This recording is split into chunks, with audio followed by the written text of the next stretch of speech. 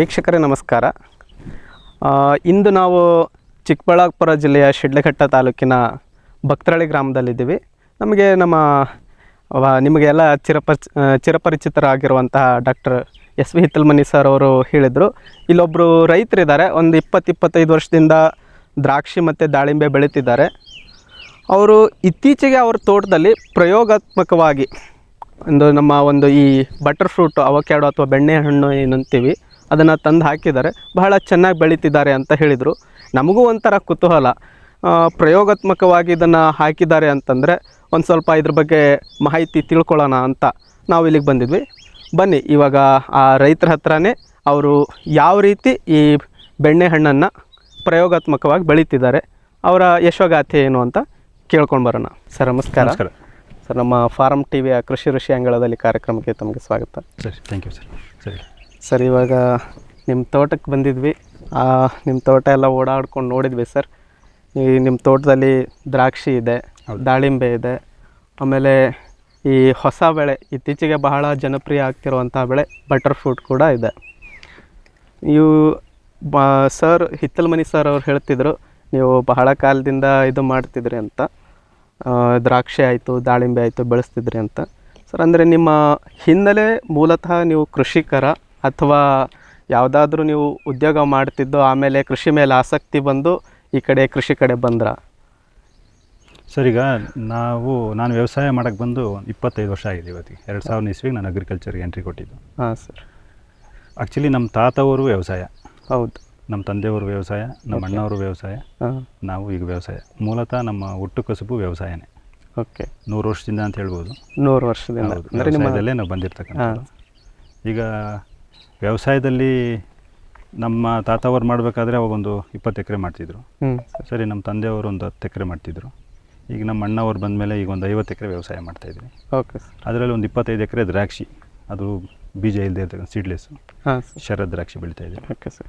ಅಂದರೆ ನಿಮ್ಮ ತೋಟ ಎಷ್ಟು ಎಕರೆ ಇದೆ ಸರ್? ಇಲ್ಲೊಂದು 50 ಎಕರೆ ಇದೆ. 50 ಎಕರೆ. ಅದರ 50 ಎಕರೆದಲ್ಲಿ ಈಗ ಯಾವ್ಯಾವ ಬೆಳೆಗಳು? ಅದೇ ದ್ರಾಕ್ಷಿ ಸೀಡ್ಲೆಸ್ ಒಂದು 25 ಎಕರೆ ಇದೆ. ಹಾಂ ಸರ್. ಆಮೇಲೆ ದಾಳಿಂಬೆ ಒಂದು 15-20 ಎಕರೆ. ಅಂದರೆ ದ್ರಾಕ್ಷಿ ಯಾವುದು ಶರತ್ ಸೀಡ್ಲೆಸ್? ಶರತ್ ಸೀಡ್ಲೆಸ್. ಆಮೇಲೆ ದಾಳಿಂಬೆ ಸರ್ ಯಾವ ಬಂದು ಭಗವಾ ಅಂತ ಒಂದು ಭಗವಾ ತಳಿ ಇದೆ, ಕೇಸರ್ ಅಥವಾ ಭಗವಾ ಅಂತಾರೆ, ಅದೊಂದು 15 ಎಕರೆ ಇದೆ. ಹಾಂ ಸರ್. ಬಿಟ್ಟರೆ ಸ್ವಲ್ಪ ಟೊಮೆಟೊ ಮಾಡ್ತಾಯಿದ್ರಿ, ಆಲೂಗಡ್ಡೆ, ಈ ಥರ ಚಿಲ್ಲರೆ ಬೆಳೆನೂ ಮಾಡ್ತಾಯಿದ್ರಿ. ಹಾಂ, ಸ್ವಲ್ಪ ಹೂವಿನ ಬೆಳೆ. ಹೌದು. ಆಮೇಲೆ ಇತ್ತೀಚೆಗೆ ನಾನು 2019ರಲ್ಲಿ ನಮ್ಮ ಮಾವರು ಆಮೇಲೆ ನಮ್ಮ ಹಿತ್ತಲಮನಿ ಸಾರು ಒಂದು ಸಾರಿ ತೋಟ ವಿಸಿಟ್ ಬಂದಾಗ ನನಗೊಂದು 2 ಗಿಡ ಅವಕಾಡೋ ಗಿಡ ಕೊಟ್ಟರು. ಇದನ್ನೆಲ್ಲರೂ ಒಂದು ಕಡೆ ಹಾಕಿ ನೋಡ್ರಿ, ಬೆಳೀರಿ ಅಂತ. ಸರಿ, ಆ 2 ಗಿಡ ನಾನಲ್ಲಿ ನಮ್ಮ ಒಂದು ಸ್ಪೆಸಿಮೆನ್ ಅಂತ ಶೆಡ್ ಮುಂದ್ಗಡೆ ಹಾಕಿದ್ದೆ. ಹಾಂ ಸರ್. ಅದು 3 ವರ್ಷಕ್ಕೆ ಬೆಳೆ ಬಂತು. ಆ್ಯಕ್ಚುಲಿ ಆ ವೆರೈಟಿ ನನಗೆ ಗೊತ್ತಿಲ್ಲ, ಯಾವುದೋ ಒಂದು ವೆರೈಟಿ ತಗೊಂಬಂದು ಕೊಟ್ಟರು. ಹೌದು. ಆಮೇಲೆ ಅದು ಚೆನ್ನಾಗಿ ಬಂದಮೇಲೆ ನಮ್ಮ ಮಾವರು ಹಿತ್ತಲಮನಿ ಸಾರು ಬಂದು ಈ ಭಾಗದಲ್ಲಿ ಚೆನ್ನಾಗಾಗುತ್ತೆ ಅವಕಾಡೋ, ನೀವು 1 ಎಕರೆಗೆ ಮಾಡಿರಿ ಒಳ್ಳೆಯದು ಅಂತ ನನಗೊಂದು ಗೈಡೆನ್ಸ್ ಕೊಟ್ಟರು. ಸರಿ, ಅಂದರೆ ನಿಮಗೆ ಫಸ್ಟ್ ಈ ಬಟರ್ ಫ್ರೂಟ್ ಅಥವಾ ಅವಕ್ಯಾಡೋ ಬಗ್ಗೆ ಗೊತ್ತಾಗಿದ್ದು ಹಿತ್ತಲಮನಿ ಸರ್ ಅವರು ಮತ್ತು ನಿಮ್ಮ ಮಾವ ಅವರಿಂದ. ಅಂದರೆ ಅಲ್ಲಿವರೆಗೂ ಅಷ್ಟೇನು ಗೊತ್ತಿಲ್ಲ, ಈ ಒಂದು ಗಿಡದ ಬಗ್ಗೆ ಗೊತ್ತಿರಲಿಲ್ಲ. ಆಮೇಲೆ ನಿಮಗೆ ಯಾಕೆ ಇಂಟ್ರೆಸ್ಟ್ ಬಂತು ಸರ್? ಅಂದರೆ ಈಗ ನೀವು ಈಗಾಗಲೇ ದ್ರಾಕ್ಷಿ ಮತ್ತು ದಾಳಿಂಬೆ ಬೆಳೀತಿದ್ರಿ, ಒಳ್ಳೆ ದುಡ್ಡು ಬರೋವಂಥ ಬೆಳೆ ಆಲ್ರೆಡಿ. ಹಾಗಿದ್ದಾಗೂ ಕೂಡ ಇದ್ರ ಮೇಲೆ ಯಾಕೆ ಅಷ್ಟೊಂದು ಇಂಟ್ರೆಸ್ಟ್ ಬಂತು, ಈ ಬೆಳೆ ಮೇಲೆ ಅಂತ? ಸರ್, ಈಗ ಈ ಮಾನವ ಕುಲ ಅನ್ನೋದು, ಹೌದು, ಇವತ್ತೇನಾದರೂ ಮುಂದೆ ಉಳಿಬೇಕು, ಈಗ ಉಳಿದಿದೆ ಅಂದರೆ ನಾವು ತಿನ್ನೋಂಥ ಆಹಾರ ಮೊದಲನೇದು. ಹೌದು. ನಾವು ಮಾಡ್ತಾ ಇರ್ತಕ್ಕಂಥ ಪ್ರಾಕ್ಟೀಸು ಏನು, ನಾವು ಬೆಳೆ ಬೆಳಿಬೇಕಾದ್ರೆ ಯಾವ ರೀತಿಯಾದಂಥ ಪ್ರಾಕ್ಟೀಸ್ ಮಾಡ್ತಾಯಿದ್ದೀರಿ ಅಂತ.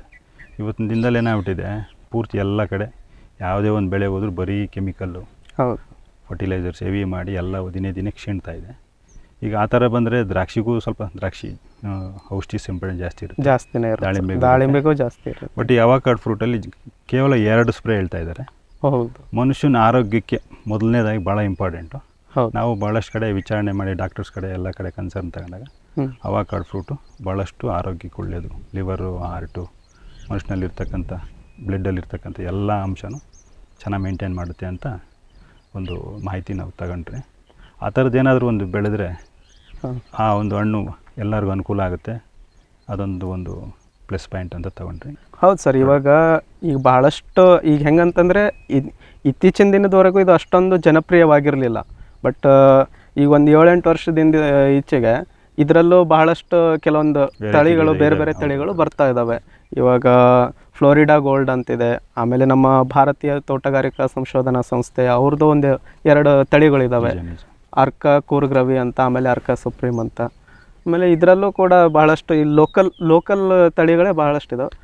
ಆದಾಗ್ಯೂ ನೀವು ಇದೇ ತಳಿನ ಹಾಸ್ ಅನ್ನೋ ತಳಿನೇ ಯಾಕೆ ಇದು ಮಾಡಿದ್ರಿ ಅಂತ? ಸರ್, ಇದು ವರ್ಲ್ಡ್ ಫೇಮಸ್ಸು. ಇದ್ರ ಬಗ್ಗೆ ಸ್ವಲ್ಪ ನಾವು ಡೀಪಾಗಿ ನಮ್ಮ ಹಿತ್ತಲಮನಿ ಸರ್ ಆಮೇಲೆ ನಮ್ಮ ಅವ್ರ ಹತ್ರ ಡಿಸ್ಕಷನ್ ಮಾಡಿದಾಗ ನಾವು ಈ ಒಂದು ಆ್ಯಶ್ ವೆರೈಟಿ ಯಾಕೆ ಅವರು ರೆಫರ್ ಮಾಡಿದ್ರು ಅಂದರೆ ಅದರಲ್ಲಿರ್ತಕ್ಕಂಥ ಒಂದು ಪ್ರೋಟೀನ್ಸು ವಿಟಮಿನ್ಸ್ ಎಲ್ಲ ಹೈ ಲೆವೆಲ್ ಆಗಿದೆ. ಆಮೇಲೆ ಕೀಪಿಂಗ್ ಕ್ವಾಲಿಟಿ ಭಾಳಷ್ಟು ಚೆನ್ನಾಗಿದೆ. ಈಗ ನಾವು ತಿನ್ನೋಂಥ ಆಹಾರ 1 kg ತಿನ್ನೋಂಥದ್ದಲ್ಲ, 100 ಗ್ರಾಮ್ ತಿಂದರೂ ಅದು ಒಳ್ಳೆ ಆರೋಗ್ಯವಾಗಿರ್ತಕ್ಕಂಥ ಆಹಾರ ತಿಂದರೆ ನಮ್ಗೆ ಭಾಳ ಹೆಲ್ಪ್ಫುಲ್ ಅನ್ನೋದೊಂದು ಕಾನ್ಸೆಪ್ಟ್ ಮೇಲೆ. ಆಮೇಲೆ ರೈತನಿಗೂ ಸಹ ಅಷ್ಟೇ ಒಳ್ಳೆ ಲಾಭದಾಯಕವಾಗಿದೆ. ಆಮೇಲೆ ಬೇರೆದು ಬೆಳೆದ್ರೆ 100 ರೂಪಾಯಿ ಸಿಗುತ್ತೆ, ಇದು ಬೆಳೆದ್ರೆ 200 ರೂಪಾಯಿ ಸಿಗುತ್ತೆ. ಆಮೇಲೆ ಮಾರಬೇಕಾದ್ರೆ ಆ್ಯಶ್ ವೆರೈಟಿಗಿರೋಂಥ ಡಿಮ್ಯಾಂಡು ಬೇರೆ ವೆರೈಟಿಗೆ ಸ್ವಲ್ಪ ಕಡಿಮೆ ಇದೆ, ಬಟ್ ಅದಕ್ಕೂ ಇದೆ, ಕಡಿಮೆ ಇದೆ. ಇದಿದ್ದರೆ ಇಲ್ಲಿಗೆ ಬಂದು ತೊಗೊಂಡೋಗ್ತಾರೆ. ನಾವು ರೈತ ಬೆಳೆ ಅಂಥದ್ದು ಒಳ್ಳೇದು ಬೆಳೆದ್ರೆ ಅವನಿಗೂ ಒಂದು ಗೌರವ, ಒಳ್ಳೆ ಲಾಭದಾಯಕವಾಗಿರ್ತದೆ ಅಂತ ಹೇಳೋಕ್ಕೆ ಇಷ್ಟಪಡ್ತೀನಿ. ಈಗ ಸರ್, ಈಗ ಟೋಟಲ್ ಎಷ್ಟು ಗಿಡ ಇದೆ ಸರ್ ನಿಮ್ದು? ಇವು ಸರ್, ಈಗ ಇಲ್ಲಿ ನಂದು ಒಂದು 125 ಗಿಡ ಇದೆ. 125 ಗಿಡ ಅಂದರೆ ಎಷ್ಟು ಎಕರೆ ಆಗುತ್ತೆ ಸರ್? ಒಂದು ಎಕರೆ 10 ಗುಂಟೆ ಬರ್ಬೋದು. ಒಂದು ಎಕರೆ 10 ಗುಂಟೆ. ಈಗ ನೀವು ಏನು ನಿಮ್ಮ ಗಿಡಗಳಿದಾವಲ್ಲ ಸರ್, ಅಂದರೆ ನರ್ಸರಿಯಿಂದ ನೀವೇ ಕಸಿ ಮಾಡಿರೋ ಗಿಡನ ತಂದು ನೆಟ್ಟಿದ್ರಾ, ಅಥವಾ ನೀವು ಈಗ ನಿನ್ನೆ ನಾವು ಇದರ ಒಂದು ಹಿಂದಿನ ಸಂಚಿಕೆಯಲ್ಲಿ ನಾವು ಕಾರ್ಯಕ್ರಮ ಮಾಡಿದ್ವಿ, ಅಲ್ಲಿನ ರೈತರು ಅವರು ಅಲ್ಲೇ ಅವ್ರ ತೋಟದಲ್ಲೇ ಕಸಿ ಮಾಡಿದರು. ಸೊ ನಿಮ್ಮಲ್ಲೂ ಆ ಥರ ಏನಾದರೂ ಮಾಡಿದ್ದೀರಾ ಅಂತ? ಸರ್, ಈಗ ನಮ್ಮ ಹಿತ್ತಲಮನಿ ಸಾರು ನಮ್ಮ ಮಾವರು ಹೇಳಿದ್ದು ಫಸ್ಟು ನನಗೆ ಗೈಡೆನ್ಸ್ ಅದೇ, ನಾಟಿ ಗಿಡ ಹಾಕಿ ಅದಕ್ಕೆ ಡ್ರಾಫ್ಟ್ ಮಾಡಿಸ್ರಿ ಅಂದರೆ. ಯಾಕಪ್ಪ ಆ ಥರ ಮಾಡಿಸಿ ಅಂತ ಹೇಳಿದೆ ಅಂದರೆ, ಆಲ್ರೆಡಿ ಅವರು ಭಾಳಷ್ಟು ಕಡೆ ನೋಡಿದ್ರು ಡ್ರಾಫ್ಟ್ ಮಾಡಿರ್ತಕ್ಕಂಥ ಸಸಿಗಳು. ಅದು ಅಷ್ಟೊಂದು ದೃಢವಾಗಿ ಬೆಳೆಯಲ್ಲ. ನೋಡಿ, ಇಲ್ಲಿ ನಿಮ್ಗೆ ಕಾಣಿಸುತ್ತೆ ಇದೆಯಲ್ಲ ಮೈನ್ ಸ್ಟೆಮ್ಮು, ನಾಟಿ ಗಿಡ ಹಾಕಿದಾಗ ಆ ಥರ ಸ್ಟ್ರೈಟಾಗಿ ಬಂದಿರುತ್ತೆ. ಹಾಂ ಸರ್, ಸ್ವಲ್ಪ ದಪ್ಪದಾಗಿರುತ್ತೆ. ಆಮೇಲೆ ಗಿಡ ಈ ನಾವು ಅಂಟ್ಕಟ್ಟಿದ್ದಾದಮೇಲೆ ಗಿಡ ಗಾಳಿಗೆ ಮಳೆಗೆ ಮುರಿಯಲ್ಲ. ನಾಟಿ ಗಿಡ ಹಾಕಿ ಅದನ್ನ ಚೆನ್ನಾಗಿ ಬೆಳೆಸಿ ನಾವು ಡ್ರಾಫ್ಟ್ ಮಾಡಿಸಿದಾಗ ಸಕ್ಸಸ್% ಚೆನ್ನಾಗಿರುತ್ತೆ. ನೋಡಿರಿ, ಅಲ್ಲಿಗೂ ನಾವು ನಾಟಿ ಗಿಡ ಹಾಕಿ ಒಂದು 9 ತಿಂಗಳು ಬಿಟ್ಟು ಆಮೇಲೆ ಕಸಿ ಕಟ್ಟಿಸಿದ್ದು. ಅಂದರೆ ಈಗ ಈ ಕಂತ್ರಿ ಗಿಡಗಳೆಲ್ಲ ನರ್ಸರಿಯಿಂದಾನೇ ತಂದು ಹಾಕಿ ಗೊಬ್ಬರ 2 ಮಕ್ರಿ. ಇವು ಮೇಲ್ಗಡೆ ಇರೋ ಸಯಾನ್ಗಳು ಅದನ್ನ ಎಲ್ಲಿಂದ ತಂದ್ರಿ ಸರ್? ಅದನ್ನು ನಮ್ಮ ಹಿತ್ತಲಮನಿ ಸಾರ್ ಅವ್ರಿಗೆ ನಾನು ರಿಕ್ವೆಸ್ಟ್ ಮಾಡಿದೆ, ನಮ್ಮ ಅವ್ರಿಗೆ ಎಲ್ಲಾದರೂ ಒಳ್ಳೆ ಕಡೆ ನನಗೆ ಕೊಡಿಸ್ಕೊಡ್ರಿ ಅಂತ. ಒಳ್ಳೆ ಎಕ್ಸ್ಪೋರ್ಟು, ಕಸಿ ಮಾಡೋಂಥ ಒಳ್ಳೆ ಎಕ್ಸ್ಪೋರ್ಟು ಜೊತೆ ಅವ್ರ ಜೊತೆ ಕಡ್ಡಿನೂ ನನಗೆ 2 ಕಳಿಸ್ಕೊಟ್ರು. ಅವ್ರ ಕಡೆಯಿಂದ ನಾನು ಸೆಲೆಕ್ಷನ್ ಮಾಡಿಸಿ. ಅಂದರೆ ನಿಮ್ಮ ತೋಟದಲ್ಲಿನೇ ಏನಿದು ಇನ್ಸಿಟು ಗ್ರಾಫ್ಟಿಂಗ್ ಅಥವಾ ಸ್ಥಳದಲ್ಲಿಯೇ ಕಸಿ ಅಂತ ಏನಂತಾರೆ ಅದನ್ನು ಮಾಡಿಸಿದ್ವಿ. ಫ್ಯೂಚರ್ ಬಯೋಟೆಕ್ ಸಾವಯವ ಕೃಷಿಯ ವೇಗವರ್ಧಕ. ಪೋಷಕಾಂಶ ಪೂರೈಕೆಗೆ NPK ಕಲ್ಚರ್, ವ್ಯಾಮ್, PSP ಮತ್ತು KMB. ಜೈವಿಕ ರೋಗ ಕೀಟ ನಿಯಂತ್ರಣಕ್ಕೆ ಟ್ರೈಕೋಡರ್ಮಾ, ಸೂಡೋಮೊನಾಸ್. ಸಾವಯವ ಗೊಬ್ಬರ ಉತ್ಪಾದನೆಗೆ ಕಾಂಪೋಸ್ಟ್ ಕಲ್ಚರ್. ಹೂವು ಕಾಯಿ ಉದುರುವ ಸಮಸ್ಯೆಗೆ ಕಾಮಧೇನು ಮತ್ತು ಸತ್ವ. ಮಣ್ಣಿನ ಆರೋಗ್ಯ ವೃದ್ಧಿಗೆ ಫ್ಯೂಚರ್ ಬಯೋಟೆಕ್, ಧಾರವಾಡ.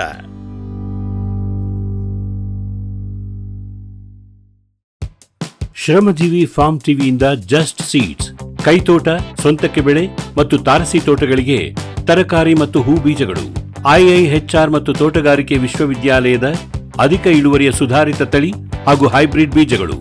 50 ರೂಪಾಯಿ ಚಿಕ್ಕ ಪ್ಯಾಕೆಟ್ನಲ್ಲಿ. UPI ಮೂಲಕ ಹಣ ಪಾವತಿಸಿದರೆ ಅಂಚೆ ಮೂಲಕ ಬೀಜ ನಿಮ್ಮ ಮನೆ ಬಾಗಿಲಿಗೆ. ಅಧಿಕೃತ ತಳಿಗಳ ನಿಜ ಬೀಜಗಳು. ಫಾರ್ಮ್ ಟಿವಿಯ ಮೊಳಕೆ ಗ್ಯಾರಂಟಿ. Just seeds. ಸಮೃದ್ಧ ಸಾವಯವ ಗೊಬ್ಬರ, MSGP ಮತ್ತು KCDC ಉತ್ಪಾದನೆ. ಫಾರ್ಮ್ ಟಿವಿಯಿಂದ ಸರಬರಾಜು. ಅತಿ ಕಡಿಮೆ ಬೆಲೆಗೆ ಅತ್ಯುತ್ತಮ ಗೊಬ್ಬರ.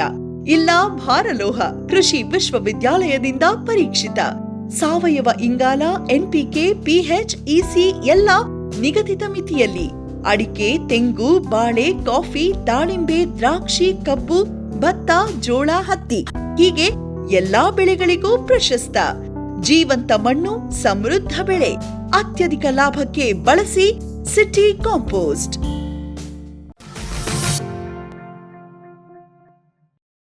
ಆಮೇಲೆ ಈಗ ಈ ಕಂತ್ರಿ ಗಿಡಗಳೇನು ರೂಟ್ ಸ್ಟಾಕ್ ಅಂತೀವಲ್ಲ ಸರ್, ಅದನ್ನು ತಂದಾಗ ಯಾವ ರೀತಿ ನಾಟಿ ಮಾಡಿದ್ರಿ ನೀವು? ಅಂದರೆ ಗಿಡ ನೆಡಬೇಕಾದ್ರೆ ಯಾವ ರೀತಿ ನೆಟ್ಟಿದ್ರಿ? ಅಂದರೆ ಎಷ್ಟು ಅಂತರದಲ್ಲಿ ಗಿಡಗಳನ್ನ ಹಾಕ್ಕೊಂಡ್ರಿ? ಆಮೇಲೆ ಗಿಡ ನೆಡಬೇಕಾದ್ರೆ ಈಗ ನಾವು ಮಣ್ಣು ಅಗೆದುಕೊಂಡು ಅದು ಎಷ್ಟು ಆಳಕ್ಕೆ, ಆಮೇಲೆ ಎಷ್ಟು ಅಗಲ, ಆ ರೀತಿ ಯಾವ ರೀತಿ ಇದು ಮಾಡಿ? ಸರ್, ಸಾಲಿಂದ ಸಾಲಿಗೆ 25 ಅಡಿ. ಸಾಲಿಂದ ಸಾಲಿಗೆ 25 ಅಡಿ. ಗಿಡದಿಂದ ಗಿಡಕ್ಕೆ 20 ಅಡಿಗೆ ಮಾಡಿ, 20 ಅಡಿ ಅಂತರ. 20 ಅಡಿ ಮಾಡಿ ಅಂತರ ಮಾಡಿ, 2 ಅಡಿ ಅಗಲ ಗುಣಿ ಮಾಡಿ. ಹೌದು. 1 ಮಕ್ರಿ ಗೊಬ್ಬರ, ಒಂದು ಅರ್ಧ ಕೆ ಜಿ ಬೇವಿನ ಹಿಂಡಿ, ಅರ್ಧ K G super, 200 gram DAP ಇಷ್ಟು ಮಿಶ್ರಣ ಮಾಡಿ ನೀರು ಕೊಟ್ಟು ಆಮೇಲೆ 3 ದಿವಸ ಆದಮೇಲೆ ನಾಟಿ ಗಿಡ ನಾವು ನಾಟಿ ಗಿಡ ಅಂದರೆ ಕಂತ್ರಿ ಗಿಡನ ನೆಟ್ಕೊಂಡು. ನಾಟಿ. ಈಗ ಈ ಕಂತ್ರಿ ಗಿಡ ನೆಟ್ಟು ಎಷ್ಟು ತಿಂಗಳು ಅಥವಾ ಎಷ್ಟು ದಿನ ಆದಮೇಲೆ ನೀವು ಈ ಮೇಲ್ಗಡೆ ಸಯಾನ ಅದಕ್ಕೆ ತಂದು ಕಸಿ ಮಾಡಿದ್ರಿ ಸರ್? ಸರ್ ಈಗ ನಾವು ನಾಟಿ ಮಾಡಿದ್ದಾದಮೇಲೆ ನಾವು ನಾಟಿ ಗಿಡ ಅನ್ನೋದು ನೆಗ್ಲೆಕ್ಟ್ ಮಾಡಬಾರ್ದು, ಅದು ಭಾಳ ಇಂಪಾರ್ಟೆಂಟು. ಆಮೇಲೆ ಬೇರೆ ಬೆಳೆಗೂ ಈ ಆ್ಯಶ್ ವೆರೈಟಿಗೂ ಸ್ವಲ್ಪ ರೈತರು ಭಾಳಷ್ಟು ಗಮನ ವಹಿಸಬೇಕು. ಸಫಿಷಿಯೆಂಟಾಗಿ ನೀರು ಹೋಗಬೇಕು, ಪ್ರತಿದಿನ ಆರೈಕೆ ಇರಬೇಕು ಗಿಡಕ್ಕೆ. ಒಂದು 9 ರಿಂದ 10 ತಿಂಗಳು ನಾವು ಎಷ್ಟು ಚೆನ್ನಾಗಿ ಗಿಡ ಬೆಳವಣಿಗೆ ಮಾಡಿಸಿದರೆ ಅಷ್ಟರೊಳಗಡೆ ಆಗುತ್ತೆ. 9 ರಿಂದ 10 ತಿಂಗಳೊಳಗಡೆ ಆ ಟೈಮಲ್ಲಿ ನೋಡಿ ಅದು ಯಾರಾದರೂ ಸೂಕ್ತವಾಗಿರ್ತಕ್ಕಂಥ ಒಬ್ಬ ಹಿತ್ತಲ ಮನುಷ್ಯರು ಇಂಥವ್ರನ್ನ ಕರೆಸಿ ಒಂದು ಸರಿ ನೋಡಿಸಿ ಇದಕ್ಕೆ ಮಾಡ್ಬೋದು ಅಂದಾಗ ಅವ್ರಿಗೆ ಒಳ್ಳೆ ಎಕ್ಸ್ಪೋರ್ಟ್ರನ್ನ ತರಿಸಿ ನಾವು ಡ್ರಾಫ್ಟ್ ಮಾಡಿಸಿ. ಅಂದರೆ ಎಷ್ಟು ಅಡಿ ಮೇಲೆ ನೀವು ಇದು ಮಾಡ್ಕೊಂಡ್ರಿ ಸರ್ ಕಸಿ? ಇವಾಗ ಸರ್ ಈಗ ನಾವು 2.5 ಅಡಿ ಮೇಲೆ, 2.5 3 ಅಡಿ ಮೇಲೆ, ಯಾಕಂದರೆ ಕೆಳಗಡೆ ನೋಡಿ ಅಲ್ಲಿ ಕಾಣುತ್ತೆ. ಹೌದು, ಗೊಬ್ಬರ ಕೊಡೋಕ್ಕೆ, ಆಮೇಲೆ ಅಲ್ಲೇನಾದರೂ ಕಳೆಗಳೇ ಬಂದು ತೆಕ್ಕಣಕ್ಕೆ ನಮಗೆಲ್ಲ ಅನುಕೂಲವಾಗಿರಬೇಕು. ಆಮೇಲೆ ಕಾಯಿನಷ್ಟೇ ನೆಲದಲ್ಲಿ ಕೂರಬಾರ್ದು, ಮೇಲೆ ಇರಬೇಕು. ಅದಕ್ಕೋಸ್ಕರ 2.5 ಅಡಿ 3 ಅಡಿ ಬಿಟ್ಟು ಮೇಲೇನೆ ಮಾಡಿಸಿರೋದು. ಹೌದು. ಆಮೇಲೆ ಈಗ ನಾವು ಕೆಲವೊಂದು ಕಡೆ ನೋಡಿದ್ವಿ ಸರ್, ಒಂದೇ ಗಿಡದ ಮೇಲೆ 3 ರಿಂದ 4 ಕಸಿ ಮಾಡ್ಕೊಂಡಿರೋ ಗಿಡಗಳು ಇದ್ದಾವೆ. ಆಮೇಲೆ ಒಂದು ಗಿಡದ ಮೇಲೆ ಒಂದೇ ಕಸಿನೂ ಮಾಡಿದ್ದಾರೆ. ನಿಮ್ಮಲ್ಲಿ ಯಾವ ಥರ ಮಾಡಿದ್ದೀರಿ ಸರ್ ನೀವು? ಸರ್ ಇಲ್ಲ, ಈಗ ನಮ್ಮದ್ರಲ್ಲೂ ಒಂದು ಗಿಡಕ್ಕೆ ಒಂದೇ ವೆರೈಟಿ ಕಸಿ ಮಾಡಿಸಿದ್ದೀರಿ. ಬಟ್ ರೆಂಬೆ ಒಂದು 3 ರೆಂಬೆ 4 ರೆಂಬೆ ಮಾಡಿದ್ದೀರಿ. ಆ 3-4 ಮಾಡೋ ಉದ್ದೇಶ ಏನಪ್ಪ ಅಂದರೆ ಒಂದಾಗಲಿಲ್ಲ ಅಂದರೆ ಒಂದಾಗಲಿ ಅನ್ನೋಂಥ ಉದ್ದೇಶ. ಬಟ್ 4 ಬಂದಿದ್ದರೆ ತೊಂದರೆ ಇಲ್ಲ, 4 ಬೆಳೆಸ್ಕೊಂಬಂಥದ್ದು. ಅಥವಾ ಗಾಳಿ ಮಳೆ ಮುರಿದೋಗೋಂಥದ್ದು ಈ ಪ್ರಕೃತಿ ನಾವೇನು ಹೇಳೋಕ್ಕಾಗಲ್ಲ. ಅದಕ್ಕೋಸ್ಕರ ಒಂದು ಆಪ್ಷನ್ ಇರಲಿ ಅನ್ನೋದಕ್ಕೋಸ್ಕರ 4-5 ಮಾಡಿಸಿರ್ತೀರಿ. 4-5ರಲ್ಲಿ ಒಂದೇ ಆಗುತ್ತೆ, ಆದರೂ ಅದು ಸಕ್ಸಸ್ ಆಗುತ್ತೆ, ಚೆನ್ನಾಗಿ ಬಂದಿರುತ್ತೆ. ಸರ್ ಇವಾಗ ಇದನ್ನು ಈ ಕಸಿ ಯಾವ ಸೀಸನಲ್ಲಿ ಮಾಡಿದ್ರಿ ನೀವು? ಅಂದರೆ ಏನು ಮಳೆಗಾಲದಲ್ಲಿ ಮಾಡಿದ್ರ ಅಥವಾ ಬೇಸಿಗೆಲಿ? ಈಗ ಕೆಲವೊಂದು ಗಿಡಗಳಿಗೆ ಸ್ಪೆಸಿಫಿಕ್ ಆಗಿ ಬೇಸಿಗೆಯಲ್ಲೇ ಮಾಡ್ಬೇಕಂತಿರುತ್ತೆ, ಇನ್ನು ಕೆಲವೊಂದಿಷ್ಟಕ್ಕೆ ಚಳಿಗಾಲದಲ್ಲೇ ಮಾಡಬೇಕಂತಿರುತ್ತೆ. ಇದರಲ್ಲಿ ನಮಗೇನಾಗಿದೆ, ನಮ್ಮ ಬೆಂಗಳೂರು ವೆದರ್ಲು ಮೈಲ್ಡ್ ಆಗಿದೆ ವೆದರು, ಅಷ್ಟೊಂದು ಹೆಚ್ಚಿಗೇನಿಲ್ಲ ಕಡಿಮೆನಿಲ್ಲ. ಆದರೆ ಸ್ವಲ್ಪ ಹೆವಿ ಟೆಂಪ್ರೇಚರ್ ಇದ್ದಂಥ ಸಂದರ್ಭದಲ್ಲಿ ಕಡ್ಡಿ ಒಣಗುತ್ತೆ. ಸ್ವಲ್ಪ ಟೆಂಪ್ರೇಚರ್ ಡೌನ್ ಇರೋ ಟೈಮಲ್ಲಿ ಮಾಡಿಸ್ಕೊಂಡ್ರೆ ರೈತರು ಸ್ವಲ್ಪ ತಂಪು ವಾತಾವರಣ ಇರಬೇಕು, ಸ್ವಲ್ಪ ಇದ್ರೆ ಒಳ್ಳೆಯದು. ಅಲ್ಲಿ ಭಾಳಷ್ಟು ಬಿಸಿಲು ಜೂನ್, ಜುಲೈ, ಆಗಸ್ಟ್, ಸೆಪ್ಟೆಂಬರ್ ಬೇಕಾಗಲ್ಲ, ಅವಾಗ ಸ್ವಲ್ಪ ಜಾಸ್ತಿ ಇರುತ್ತೆ. ಇನ್ನು ಅಕ್ಟೋಬರ್, ನವಂಬರ್, ಡಿಸೆಂಬರ್, ಜನವರಿವರೆಗೂ ಮಾಡ್ಬೋದು. ಹೌದಾ? ನೀವು ಯಾವ ತಿಂಗಳಲ್ಲಿ? ಸರ್ ನಾನು ಜೂನ್ ಜುಲೈಯಲ್ಲೇ ಮಾಡಿ. ಜೂನ್ ಜುಲೈ ಅಂದರೆ ಸಾಮಾನ್ಯವಾಗಿ ಮಳೆ ರನ್ನಿಂಗ್ ಇತ್ತು, ವಸಂತಕಾಲ, ಮಳೆ ಇತ್ತು, ಅನುಕೂಲ ಆಯಿತು. ಬಟ್ ಒಂದೇ ಸರಿಗೂ ಸಕ್ಸಸ್ ಆಗಲಿಲ್ಲ. 125 ಗಿಡ, ಹೌದು, ಸ್ವಲ್ಪ ಹಿಂದೆ ಮುಂದೆ ಆಯಿತು. ಅಂದರೆ ಇವಾಗ ಎಷ್ಟು ಕಸಿ ಮಾಡಿದ್ರಿ ಸರ್? ಇವಾಗ ಹೆಂಗಂತಂದರೆ ನಮ್ಮಲ್ಲಿ ಈ ಸಕ್ಸಸ್ ರೇಟ್ ಅನ್ನೋದು ಹೆಂಗಂತಂದರೆ ಎಷ್ಟು ಕಸಿ ಮಾಡಿದ್ರಿ, ಅದರಲ್ಲಿ ಎಷ್ಟು ಹುಟ್ಕೊಂಡು ಕರೆಕ್ಟಾಗಿ? 125 ಗಿಡ ಹಾಕಿದ್ದೆ, ಒಂದು 90 ಗಿಡನೇ ನಾನು ಕಸಿ ಮಾಡೋಕ್ಕೆ ಫಸ್ಟ್ ರೌಂಡ್ ಸಿಕ್ಕಿದ್ದು. ಹೌದು, ಇನ್ನು ಉಳಿದಿದ್ದ ಗಿಡ ಸಿಗಲಿಲ್ಲ. ಅಂದರೆ ಕಂತ್ರಿ ಗಿಡ ರೆಡಿ ಆಗಲಿಲ್ಲ. ಆಮೇಲೆ ನಾವು ಬೇರೆ ಬೆಳೆಗೂ ಇದಕ್ಕೂ ಜಾಸ್ತಿ ಡಿಫ್ರೆನ್ಸ್ ಇದೆ. ಯಾಕೆ ಈ ಮಾತು ಹೇಳ್ತೀನಿ ಅಂದರೆ, ನಾವು ಒಂದು 25 ವರ್ಷದಿಂದ ವ್ಯವಸಾಯ ಮಾಡ್ತಾಯಿದ್ದೀವಿ. ಈ ದ್ರಾಕ್ಷಿ ಅದೆಲ್ಲ ಹಾಕಿದರೆ ದಾಳಿಂಬ್ರೆ ಅವೆಲ್ಲ ಇಮಿಡಿಯೇಟ್ ಫಾಸ್ಟು ಟ್ರೈನ್ ಅಪ್ ತೊಗೊಬೋದು. ಬಟ್ ಇದು ಆ ಥರ ಅಲ್ಲ, ಇದಕ್ಕೆ ಬೇರೆಲ್ಲ ಮೇಲೇನೆ ಇರ್ತೈತೆ, ಕೆಳಗಡೆ ಡೆಪ್ತಿಗೆ ಹೋಗೋದು. ಅದರಿಂದ ಏನಾಗ್ತದೆ, ಇದನ್ನು ಸ್ವಲ್ಪ ಭಾಳಷ್ಟು ನಾವು ಗಮನ ಹರಿಸ್ಬೇಕು. ನೀರು ಭಾಳ ಇಂಪಾರ್ಟೆಂಟ್ ಅಂತ ಹೇಳ್ತೀನಿ. ಬಟ್ ಗಿಡ ಬೆಳವಣಿಗೆ ಆದಮೇಲೆ ನಾವು ಬೆಳೆಗೆ ಬಿಡೋ ಟೈಮಲ್ಲಿ ನೀರು ಕಡಿಮೆನೇ ಕೊಡಬೇಕು. ಗಿಡ ಬೆಳೆಸೋವರೆಗೂ ಇದಕ್ಕೆ ಒಳ್ಳೆ ನೀರು ಕೊಟ್ಟು ಕಾಪಾಡೋಂಥ ಕೆಲಸ ಮಾಡಿ. ಈಗ ಇದು ಎಷ್ಟು ವರ್ಷದ ಗಿಡ ಸರ್? ಈಗ ಸರ್ ಇದು 3ನೇ ವರ್ಷದ ಗಿಡ. ಈ ಸರಿ ಬೆಳೆ ಬಂದಿತ್ತು, ಬಟ್ ನಾನೇನು ತಗೊಳ್ಳಿಲ್ಲ. ಫಸ್ಟು ಚೆನ್ನಾಗಿ. ಅಂದರೆ ಈಗ ನೀವು ಕಸಿ ಮಾಡಾದ್ಮೇಲೆ ಏನಾದರೂ ಇದರಲ್ಲಿ ನಿರ್ದಿಷ್ಟವಾಗಿ ಇದೇ ಥರ ನಿರ್ವಹಣೆ ಮಾಡಬೇಕು ಅಂತ ಏನಾದರೂ ಇದೆಯಾ, ಅಥವಾ ನಿಮ್ಮ ಸಾಮಾನ್ಯವಾಗಿ ದ್ರಾಕ್ಷಿ ಅಥವಾ ದಾಳಿಂಬೆಗೆ ಯಾವ ರೀತಿ ನಿರ್ವಹಣೆ ಮಾಡಿದರೆ ಅದೇ ರೀತಿ ಇದಕ್ಕೂ? ಸರ್ ಈಗ ಪ್ರತಿ ವೆರೈಟಿ ಅದಕ್ಕೆ ಬೇಕಾದಂಥ ಒಂದು ಕ್ಯಾರೆಕ್ಟರಿಸ್ಟಿಕ್ಸ್ ಇರುತ್ತೆ. ನಾವು ಅದಕ್ಕೂ ಇದಕ್ಕೆ ಯಾವ ಬೆಳೆಗೂ ನಾವು ಟ್ಯಾಲಿ ಮಾಡೋಕ್ಕಾಗಲ್ಲ. ದ್ರಾಕ್ಷಿ ಲೈನೇ ಬೇರೆ ಇರ್ತೈತೆ, ದಾಳಿಂಬ್ರದೇ ಬೇರೆ ಇರ್ತೈತೆ, ಇದ್ರದ್ದು ಲೈನೇ ಬೇರೆ ಇದೆ. ಬಟ್ ಇದಕ್ಕೆ ಸಿಂಪಡಣೆ ಕಡಿಮೆ ಇರ್ಬೋದು, ಬಟ್ ನೀರಿಂದು ಆಮೇಲೆ ಒಂದು ಗೊಬ್ಬರದ್ದು ಆರೈಕೆ ಭಾಳ ಇಂಪಾರ್ಟೆಂಟು. ಅದೇ ಸರ್, ಈಗ ನೀರಾಯಿತು, ಗೊಬ್ಬರ ಆಯಿತು, ಯಾವ ರೀತಿ ಕೊಡ್ತೀರಿ ನೀವು? ಅಂದರೆ ಎಷ್ಟು ದಿನಕ್ಕೊಂದ್ಸಲ ನೀರು ಕೊಡೋದು? ಯಾಕಂದರೆ ನಮಗೆ ಒಂದಿಷ್ಟು ತಿಳಿದಿರೋ ಪ್ರಕಾರ ಏನಂತಂದರೆ, ಇದು ಒಂದು ಸ್ವಲ್ಪ ಜಾಸ್ತಿ ನೀರಾದರೆ ಇದು ನಿಲ್ಲೋದಿಲ್ಲ ಗಿಡ. ಅಂದರೆ ಈಗ ನಾವೇನು ವಾಟರ್ ಲಾಗಿಂಗ್ ಅಥವಾ ಜೌಗ್ ಅಂತಂತೀವಲ್ಲ, ಅಂಥದಕ್ಕೆ ಭಾಳ ಬೇಗ ಇದಾಗುತ್ತೆ ಇದರದ್ದು ಬೇರು ಅಂತ. ಅಲ್ಲ ಸರ್, ನೀವು ಹೇಳಿದ ನಿಜಾನೇ. ಹೌದು, ಆದರೆ ನೀರು ಜಾಸ್ತಿ ಅಂತ ಮಾಡಬಾರ್ದು. ಹೌದು, ಗಿಡಕ್ಕೆ ಅನುಗುಣವಾಗಿ ಇದು ಬಯಲು ಸೀಮೆಯಲ್ಲಿ ಬೆಳೆಯತಕ್ಕಂಥ ಬೆಳೆ ಇದು. ಹೌದು, ಇದು ಆದಷ್ಟು ನೀರು ಕಡಿಮೆ. ಬಟ್ ಗಿಡ ಬೆಳವಣಿಗೆ ಆಗಬೇಕಾದ್ರೆ ಆ ಟೈಮಲ್ಲಂತೂ ನಾವು ನೀರು ಕೊಡಲೇಬೇಕು. ಪ್ರತಿನಿತ್ಯ ಒಂದು 10 ನಿಮಿಷ ಆದರೂ ಒಂದು ನೀರು ಕೊಡಲೇಬೇಕು. ಓಕೆ. ಎರಡನೇದು, ಗಿಡ ಬೆಳವಣಿಗೆ ಆಗಿ ನಾವು ಬೆಳೆಗೆ ಬಿಡ್ತೀರ ಅಂಥ ಸಂದರ್ಭದಲ್ಲಿ 3 ತಿಂಗಳು ನೀರು ಕೊಡಲೇಬಾರ್ದು, ಚೆನ್ನಾಗಿ ಡ್ರೈಗೆ ಬಿಡಬೇಕು. ಆವಾಗ ಫ್ಲವರ್ ಸೆಟ್ಟಿಂಗ್ ಚೆನ್ನಾಗಿ ಬರುತ್ತೆ. ಆಮೇಲೆ ಅದಕ್ಕೊಂದು 10 ರಿಂದ 15 mm ಸೈಜ್ ಆದಮೇಲೆ ನೀರು ಕೊಟ್ಟರೆ ಭಾಳ ಅನುಕೂಲ ಆಗುತ್ತೆ. ಈಗ ಗೊಬ್ಬರ ಯಾವ ರೀತಿ ಕೊಟ್ಟಿದ್ರಿ ಸರ್? ಸರ್ ಗೊಬ್ಬರ ವರ್ಷಕ್ಕೊಂದು ಸಾರಿ ಗೊಬ್ಬರ ಕೊಟ್ಟು ವರ್ಷಕ್ಕೊಂದು ಸಾರಿ ಕೊಟ್ಟರೆ ಸರ್. ಒಂದೇ ಸಲ ಯಾವ್ಯಾವ ಗೊಬ್ಬರ ಕೊಡ್ತೀರಿ ಸರ್? ಸರ್ ಏನಿಲ್ಲ, ಗೊಬ್ಬರ ನಮ್ಮ ಕೊಟ್ಟಿಗೆ ಗೊಬ್ಬರ ಕೊಡ್ತೀರಿ. ಕೊಟ್ಟಿಗೆ ಗೊಬ್ಬರ, 2 ಯೂರಿಯಾ DAP ಏನಿಲ್ಲ? ಇಲ್ಲ, DAP ಕೊಡ್ತೀರಿ. ಹೌದು. ಆಮೇಲೆ ಸ್ವಲ್ಪ ವರ್ಮಿ ಕಾಂಪೋಸ್ಟ್ ಕೊಡ್ತೀರಿ. ಓಕೆ. ಅದರಿಂದ ಆಮೇಲೆ ಒಂದು ಸ್ವಲ್ಪ ಬೇವಿನ ಹಿಂಡಿ ಸ್ವಲ್ಪ ನೋಡಿ ಆ ಥರದ್ದು ಮಾತ್ರ. ಮತ್ತು ಯಾವುದಾದ್ರೂ ಸೂಕ್ಷ್ಮ ಪೋಷಕಾಂಶಗಳು ಲೈಕ್ ಬೋರಾನು ಮತ್ತು ಇಲ್ಲ ಕ್ಯಾಲ್ಶಿಯಮ್ ಆ ಥರದ್ದು ಏನಾದರೂ ಕೊಟ್ಟು? ಸರ್ ಅದು ಗಿಡ ಬೆಳವಣಿಗೆ ಸ್ಟೇಜಲ್ಲಿದೆ, ನಮ್ಗೆ ಇಲ್ಲಿವರೆಗೂ ಏನು ಕಂಡು ಬಂದಿಲ್ಲ. ಒಂದು ಪೊಟ್ಯಾಶ್ ಡಿಫಿಷಿಯನ್ಸಿ ಅಂತ ಮನೆ ಡಾಕ್ಟರ್ ಬಂದ ಸ್ವಲ್ಪ ಎಕ್ಸ್ಪ್ಲೇನ್ ಮಾಡಿ ಹೇಳಿದ್ದಾರೆ, ಅದೊಂದು ಕವರ್ ಮಾಡ್ತಾ ಇದ್ದೀರಿ. ನಾವು ಬೆಳೆಗೆ ಬಿಟ್ಕೊಂಡ್ಮೇಲೆ ನೋಡಿ ಸ್ವಲ್ಪ ಯಾವ ಥರ ಬೇಕೋ ಆ ಥರ ಮಾಡ್ತೀವಿ. ಹಾಂ. ಫಾರ್ಮ್ ಟಿವಿ ವೀಕ್ಷಕ ರೈತರ ಬೆಳೆ ರಕ್ಷಣೆ ಈಗ ಹಿಂದೆಂದಿಗಿಂತ ಸುಲಭ, ಸರಳ, ಸುರಕ್ಷಿತ. ಶ್ರಮಜೀವಿಯಿಂದ ಸೂಕ್ಷ್ಮ ಪೋಷಕಾಂಶ, ಸೂಕ್ಷ್ಮಾಣುಜೀವಿ ಮತ್ತು ಬೇರುವರ್ಧಕಗಳು, ಕಾಳುಮೆಣಸು ಸೊರಗು ರೋಗ ತಡೆಗೆ ಟ್ರೈಕೋಡರ್ಮಾ ಸುಡೋಮೋನಾಸ್, ಸಮೃದ್ಧ ಬೆಳವಣಿಗೆ, ರೋಗ ನಿರೋಧಕ ಶಕ್ತಿಗೆ IISR ಪೆಪ್ಪರ್ ಸ್ಪೆಷಲ್, ಕೋಕೋ ಗಿಡಗಳ ಆರೋಗ್ಯಕ್ಕೆ ಜಿಂಕ್ ಸಲ್ಫೇಟ್ ಮತ್ತು ಫೆರಸ್ ಸಲ್ಫೇಟ್, ಅಡಿಕೆ ಹಿಡಿಮುಂಡಿಗೆ ನಿರ್ವಹಣೆಗೆ ರೂಟ್ ಪವರ್, ಜಿಂಕ್ ಮತ್ತು ಬೋರಾನ್. ಖಚಿತ ಗುಣಮಟ್ಟ, ಪ್ರಾಮಾಣಿಕ ಬೆಲೆ, ನಿರಂತರ ಸಲಹಾ ಸೇವೆ. ನಮ್ಮಿಂದಲೇ ಖರೀದಿಸಿ, ನಮ್ಮ ಬದ್ಧತೆಯ ಸೇವೆಗೆ ಬೆಂಬಲ ನೀಡಿ. ಗ್ರೀನ್ ಪ್ಲಾಸ್ಟ್ ISI ಪ್ರಮಾಣೀಕೃತ ಪರಿಶುದ್ಧ HDPE ಜಿಯೋ ಮೆಂಬ್ರೇನ್ ಪಾಂಡ್ ಲೈನರ್ಗಳು. ಕೃಷಿ ಹೊಂಡ, ಕೆರೆ, ಕಾಲುವೆ, ಮೀನುಕೊಳ, ಸ್ಪಿರುಲಿನಾ ಹೊಂಡಗಳಿಗೆ ಬೇಕಾದ ಆಕಾರ ಮತ್ತು ವಿಸ್ತೀರ್ಣಗಳಲ್ಲಿ ಸರ್ಕಾರದ ಸಬ್ಸಿಡಿ ಯೋಜನೆಯಡಿ ಲಭ್ಯ. 100% ಪುನರ್ಬಳಕೆ, UV ಮತ್ತು ಒಡಕು ನಿರೋಧಕ, ಪಕ್ಕಾ ಜೋಡಣೆ, 5 ವರ್ಷಗಳ ಲಿಖಿತ ವಾರಂಟಿ. ಗ್ರೀನ್ ಪ್ಲಾಸ್ಟ್. ವಿಶ್ವದಾದ್ಯಂತ ಪೇಟೆಂಟ್ ಪಡೆದ ನ್ಯಾನೋ ತಂತ್ರಜ್ಞಾನದಲ್ಲಿ ತಯಾರಾದ ನೂವಾಲ್ಗಿ ದ್ರಾವಣ. ನೂವಾಲ್ಗಿ ಉಪಯೋಗಿಸಿದ ಮೇಲೆ ತುಂಬ ಇಳುವರಿನೂ ಬಂದಿದೆ. ಕಾಳುಮೆಣಸಿಗಂತೂ ಭಾಳ ಚೆನ್ನಾಗಿ ಬರುತ್ತೆ. ರೇಷ್ಮೆ ಎಲೆನೂ ಚೆನ್ನಾಗಿ ಬರ್ತದೆ. ಗಿಡಗಳು ತುಂಬ ಚೆನ್ನಾಗಿ ಬೆಳವಣಿಗೆ ಆಯಿತು. ಯಾವುದೇ ರಾಸಾಯನಿಕ ಅಥವಾ ವಿಶೇಷ ಗೊಬ್ಬರಗಳ ಗೊಡವೆ ಇಲ್ಲದೆ ಎಲ್ಲ ಬೆಳೆಗಳಲ್ಲಿ ಉತ್ತಮ ಗುಣಮಟ್ಟದ ಅಧಿಕ ಫಸಲನ್ನು ಪಡೆಯಿರಿ. ಯಾವಾಗಲೂ ನನ್ನ ಇರೋವರೆಗೂ ನೀವು ಅಲ್ಲಿಗೆ ಅಂತೂ ಬಿಟ್ಟು ಬಾಳಲ್ಲ ಅಂತ ಒಂದು ಭರವಸೆ ಕೊಡ್ತೀನಿ. ರೈತ ಬಾಂಧವರ ಸೇವೆಗೆ ಫಾರಂ ಟಿವಿಯ ಮತ್ತೊಂದು ಹೆಜ್ಜೆ. ಅತ್ಯುತ್ತಮ ಲ್ಯಾಬ್ ಮತ್ತು ನರ್ಸರಿಯ ಟಿಶ್ಯೂ ಕಲ್ಚರ್ ಮತ್ತು ಬೀಜ ಗಿಡಗಳು, ಗುಗಳೆ ಬಯೋಟೆಕ್ನ ಜಿನಿನ್ ಮತ್ತು ಏಲಕ್ಕಿ ಬಾಳೆ ಟಿಸಿ ಗಿಡಗಳು, ರೋಗರಹಿತ ದಾಳಿಂಬೆ ಮತ್ತು ಶೀಘ್ರ ಬೆಳೆಯುವ ತೇಗದ ಟಿಶ್ಯೂ ಕಲ್ಚರ್ ಗಿಡಗಳು, Taiwan red lady hybrid F1 ಮತ್ತು ನಂಬರ್ 15 ಪಪಾಯ ಬೀಜ ಗಿಡಗಳು.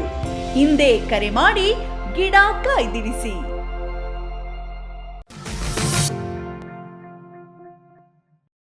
ಈಗ ಗಿಡ 2 ವರ್ಷದ ಈಗಾಗಲೇ ಇದೆ ಸರ್.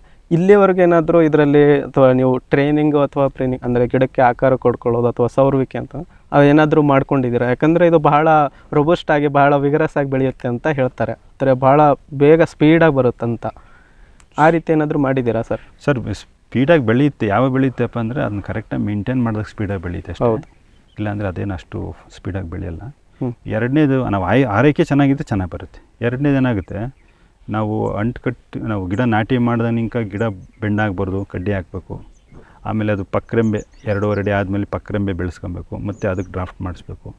ಆಮೇಲೆ ಅದು ಡ್ರಾಫ್ಟಿಂಗ್ ಆದಮೇಲೆ ಇನ್ ಟೈಮಿಗೆ ನೋಡಿ ಅದ್ರದ್ದು ಗಂಟು ಬಿಚ್ಚಬೇಕು, ಇಲ್ದಿದ್ರೆ ಅದು ಮತ್ತೆ ಅದು ಟೈಟ್ ಆಗಿಬಿಟ್ಟು ಅದು ಅಲ್ಲೇ ಕಟ್ಟಾಗೋಗುತ್ತೆ.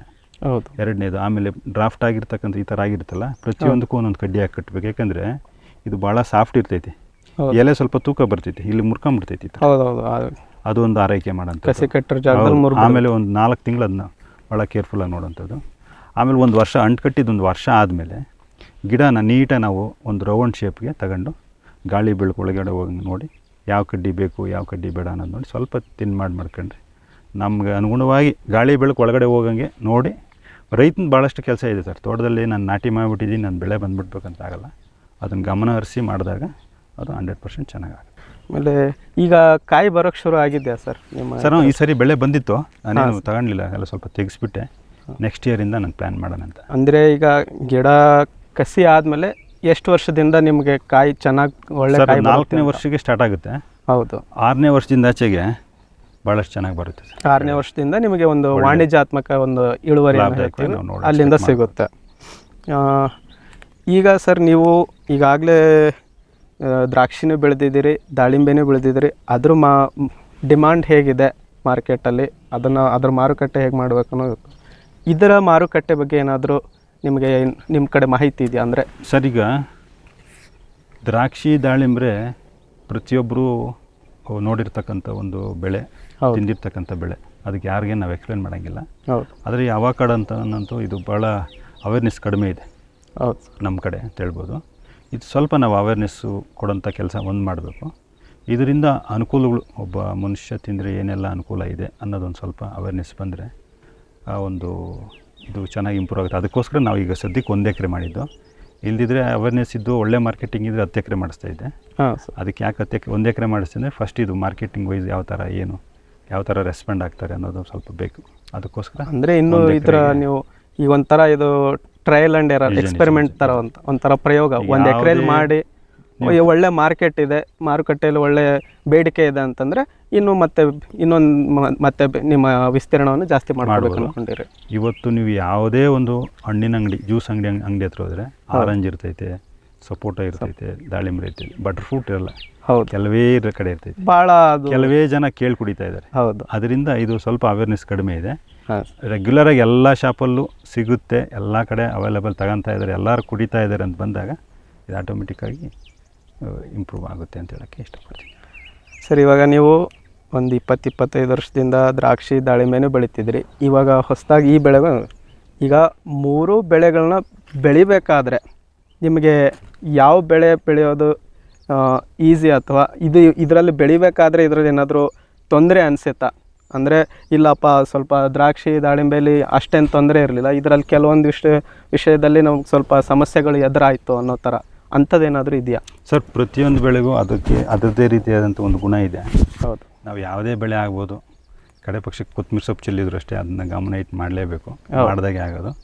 ಅದಕ್ಕೆ ಆನ್ಸರ್ ಏನಪ್ಪ ಅಂದರೆ, ಪ್ರತಿಯೊಬ್ಬ ರೈತನು ಏನೇ ಬೆಳೆ ಇರಲಿ ಅದನ್ನ ಶ್ರದ್ಧೆಯಿಂದ ನೋಡೋಂತ ಮಾಡಬೇಕು.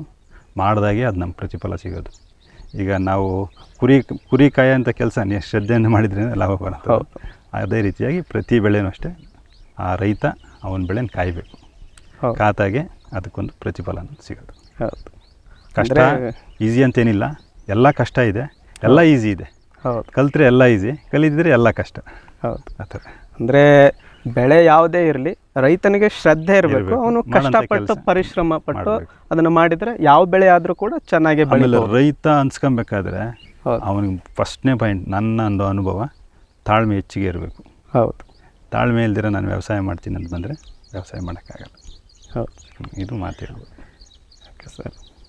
ಸೊ ಇವತ್ತು ನಿಮ್ಮ ತೋಟದಲ್ಲಿ ಈ ಒಂದು ಹೊಸ ಜನಪ್ರಿಯ, ಅಂದರೆ ಇತ್ತೀಚೆಗೆ ಜನಪ್ರಿಯವಾಗ್ತಿರುವಂಥ ಹಣ್ಣಿನ ಬೆಳೆ ಬಟರ್ ಫ್ರೂಟ್ ಬಗ್ಗೆ, ಅದು ಯಾವ ರೀತಿ ನೀವು ಆ ಕಸಿ ಗಿಡಗಳು ತಂದು ನಿಮ್ಮ ತೋಟದಲ್ಲೇ ಕಸಿ ಮಾಡಿ ಯಾವ ರೀತಿ ಆ ಬೆಳೆನ ಬೆಳೀತಿದ್ದೀರಿ, ಮತ್ತು ಆ ಕಸಿ ಮಾಡಿ ಆದಮೇಲೆ ಯಾವ ರೀತಿ ನಿರ್ವಹಣೆ ಮಾಡಿದ್ರಿ, ಮತ್ತು ಇದರ ಬಗ್ಗೆ ರೈತರಿಗೆ ಯಾವ ರೀತಿ ನೀವು ಒಳ್ಳೆಯ ಒಂದು ಮಾಹಿತಿ ಕೊಟ್ರಿ, ಇವೆಲ್ಲ ನೋಡಿ ಬಹಳ ಖುಷಿ ಆಯಿತು ಸರ್. Thank you sir. ಇದಕ್ಕೆ ನಮ್ಮ ಫಾರ್ಮ್ ಟಿವಿಯ ವಾಹಿನಿಯಿಂದ ಮತ್ತು ನಮ್ಮ ವೀಕ್ಷಕರ ಪರವಾಗಿ, ನಮ್ಮ ರೈತರ ಪರವಾಗಿ ನಿಮಗೆ ಧನ್ಯವಾದಗಳು ಸರ್. Thank you.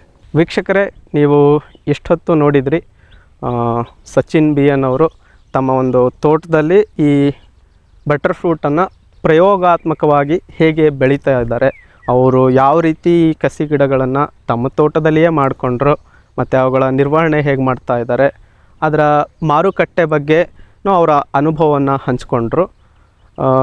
ಇಷ್ಟೊತ್ತು ನಮಗೆ ಈ ಬಟರ್ ಫ್ರೂಟ್ ಬಗ್ಗೆ ನಮಗೆ ಮತ್ತು ನಿಮಗೆ ಮಾಹಿತಿ ನೀಡಿದ ಶ್ರೀ ಸಚಿನ್ BN ಅವರಿಗೂ, ಹಾಗೂ ಇವರ ತೋಟಕ್ಕೆ ನಮ್ಮನ್ನು ಕರ್ಕೊಂಡು ಬಂದಂಥ ನಮ್ಮ ಡಾಕ್ಟರ್ SV ಹಿತ್ತಲ್ಮನಿ ಸರ್ ಅವರಿಗೂ ನಮ್ಮ ವಾಹಿನಿಯ ಪರವಾಗಿ ಮತ್ತು ನಿಮ್ಮೆಲ್ಲರ ಪರವಾಗಿ ಧನ್ಯವಾದಗಳನ್ನು ಹೇಳ್ತಾ ಇವತ್ತಿನ ಕಾರ್ಯಕ್ರಮವನ್ನು ಇಲ್ಲಿಗೆ ಮುಗಿಸೋಣ.